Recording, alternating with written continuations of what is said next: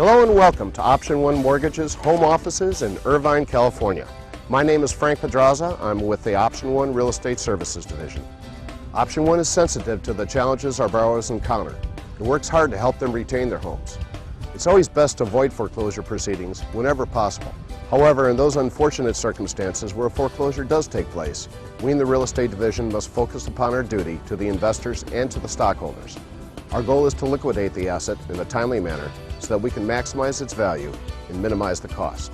We'd like you to learn a little bit about our processes and meet some of the people you'll be working with.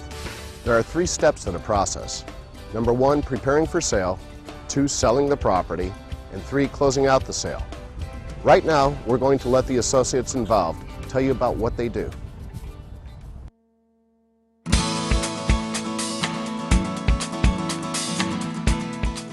The first person to get the file when it comes out of foreclosure to the REO department would be myself, the marketing coordinator. We typically are aware of a property when it comes appear on our daily BPO appraisal report. When we get a new acquisition, I notify the asset manager to assign an agent in that area. They can assign an agent from our current database, or if they have to interview a new agent. When the asset manager selects an agent for that particular property, I go ahead and fax out the assignment letter to that agent. Our guidelines are stipulated on the front and back of every sheet, consist of about 6 pages, and all the guidelines that Option 1 set forth are written on there. When the agent receives the assignment letter, they have 48 hours to get occupancy status, stating if the property is vacant or occupied. Occupancy status is then faxed back to the marketing coordinator in the form of a completed checklist.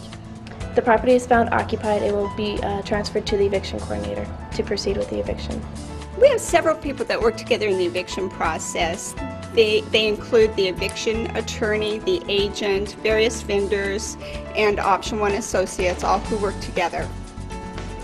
I might learn about a new eviction through my daily eviction report or from the marketing coordinator, or occasionally the agent will email me or give me a phone call.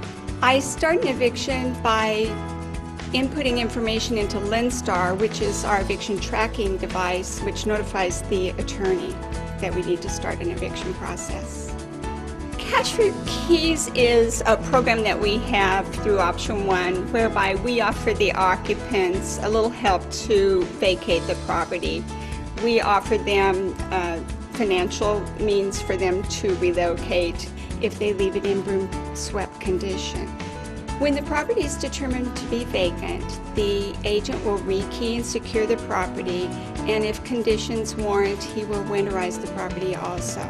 I learned that the property is vacant by our agent, who will call me or email me and give me an assessment of any personal property that remains on the premises. I notify the eviction attorney through our LendStar system, and they in turn close out the eviction process. The time frame to get the property on the market when it becomes vacant is approximately 15 days. When the agent goes out there, it's vacant, he'll place the lockbox on the property, tune it to our code, and call me back and say, hey Jimmy, the property's vacant, I have it locked and secured for you, go ahead and order the appraisal. I go ahead and order the appraisal through AMPS. With a lockbox combination so that the appraiser has no problem having access for the property. I order the prelim through the web tax system. The agent is completing the broker's price opinion, which we refer to as a BPO. Normally consists of a listing agreement, inside and outside photos of the property, MLS comparables, that they fax over or send over within 7 days. The agent is making sure that the property is cleaned up and ready to be on the market. If there's anything that needs to be done around the home, such as repairs, leaks, something of that sort, we document the system and at the same time make the asset manager aware. Once I receive the BPO appraisal, I go through, make sure all the information is there and it's correct. We make sure that everything is documented in the system, place the BPO and appraisal in the marketing folder, and we forward that over to the asset manager.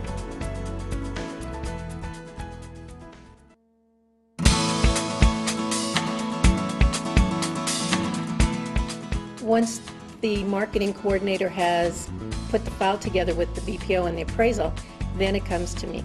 We review the appraisal and the BPO, go over the comparable sales and current listings, analyze all that, and come up with a list price. If there's a large discrepancy between the BPO and the appraisal, after I've talked to the agent, if we cannot reconcile what the value is, I then will send the file to our corporate appraisal department for a review of the values and get their opinion as to what they think the true value of the property is. Once a listing price is determined, we will fill out the agent's listing agreement and the option 1 listing addendum. This addendum supersedes any other listing agreement that's in place. Once the listing agreement and the option 1 addendum are signed, I fax them over to the agent, and I expect the agent to fax it back to me signed and also send me a copy of the MLS printout, which indicates that the property is in fact on their MLS. At this point, option 1 places a property on our offer management system, which is eBay. eBay allows us to track all offers. It gives us a factual record of all offers, along with providing the same to our agents. Once that property is uploaded onto eBay, our agents are required to go into eBay and put in the bedrooms, the baths, the square feet, and eBay is also putting pictures on the website, so our agents are asked to please either email, fax, or send pictures to eBay so they can put that onto the website. If I have a property that's been on the market for more than 60 days, I will prepare an analysis to take it to the Aged Inventory Committee. We request that the agents send us a monthly status report every month, and then at 60 days, if there's a price reduction that is needed, we ask for a price reduction request and any new updated MLS printouts that would go along with the properties that are included on the price reduction request. We bring to the meeting the price reduction request, the current BPO from the agent, every monthly status report, and any comments that the agent has made pertaining to the property. At that meeting, all of the information that we have received from the agent, along with our updated analysis and a new projected listing price, is submitted for approval to the committee.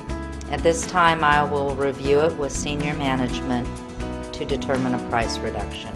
Once a price has been adjusted, I will then either email or fax the information to my agent, and if need be, we'll extend the listing date. We get a revised listing agreement from the agent, a new MLS, and the price reduction is placed on eBay within 24 hours. Once the price adjustment has been sent to the agent, we do require that they send a new updated MLS printout. Again, we must have that in for our records that the property indeed has been changed on their local MLS. All offers must be submitted through eBay. Once the offer is made, we, the asset managers, are notified by email with a link bringing us to the offer on eBay, which we just click on and can negotiate online.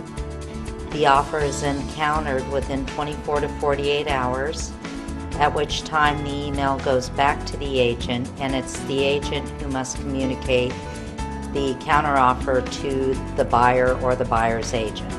Once an offer is accepted, the agent is asked to please prepare the option 1 counteroffer addendum and have the buyer sign that and get that back to me either by fax or by overnight mail.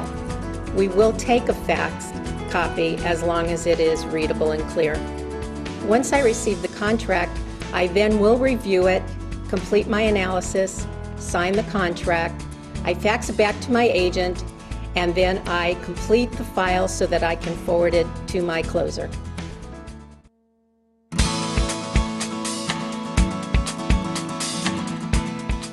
The closing process starts when the asset manager actually receives the contract, signs it, and forwards it with the file over to the closing department along with analysis. As soon as the file is received into the closing department, the closing assistant then makes sure everything's accurate and then puts everything into our CPI system. That triggers them to create a closing instruction letter to the listing agent, which is then faxed along with the contract. The originals are then overnighted priority to the listing agent. Agents must fax a copy of the contract to the closing office. Once all the information is put in our system and the contract has now gone out, then I coordinate with the closing office to receive the closing docs. Once I receive the closing docs from the closing office, I check to make sure everything's accurate, verify all numbers and figures, and then execute the documents. At that point, then I send it back out to the closing office by priority overnight. Within 48 hours of the closing office will then fax over a HUD to be reviewed. Once I approve the HUD and I fax it back to the closing office and the closing takes place, the proceeds are wired to the Option 1 office. At that point, I process a REO worksheet for liquidation, which is then sent to the cashiering department. On the day of the closing, the agent must fax or email the closing checklist showing any outstanding bills because of the fact that we need to hold back funds from our proceeds for any outstanding bills that might come in. Within 48 hours of sending the REO worksheet to the cashiering department for liquidation, I then close out the file within our system. At that point, we are done and the property is off our books.